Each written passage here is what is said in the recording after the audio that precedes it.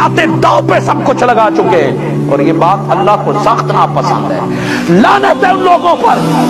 ज़ना वैसे जुर्म है, मगर इस काम से अल्लाह ने सख्ती से मना किया है। कई बार उनके पैगंबरों ने समझाया, मगर ये लौंडेबाजी वो नहीं छोड़ रहे, बच्चेबाजी वो नहीं छोड़ रहे, इसलिए आज उनको सफ़े हस्ती से मिटाने का रब ने फैसला फरमा लिया।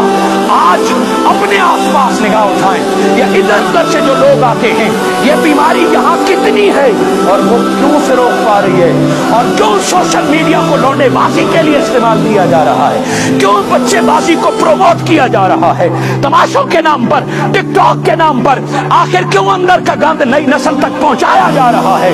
आज अगर इसको आप नहीं रोकेंगे, गलती इंसान से होती है, हो जाती है। इंसान हुस्न पसंद है, मगर हुस्न पसंदी का माना ये नहीं कि उसे गलत रास्ते में इख्तियार किया जाए। अगर किसी का हुस्न पसंद आया है तो उसे भाई बना लो, अगर किसी की कद-काठ पसंद आया है तो उसे बेटा भतीजा बना लो, उसे कारोबार में मदद कर लो, उसके तालीम में मदद कर लो, उसके साथ एक पुरखुलूस ईमान वाला रिश्ता बना लो, उसे नमाज रोजा सिखाओ। क्या मोहब्बत का एक ही इज़हार है जो आजकल फैशन बन चुका है।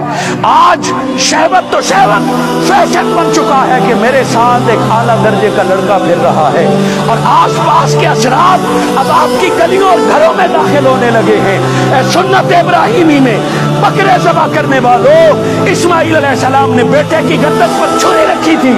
क्या आप अपने बेटे को गलत काम से नहीं रोक सकते? चंदे वाले साथी मेरे उठें और मोहब्बत और उसके साथ जल्दी चंदा करें।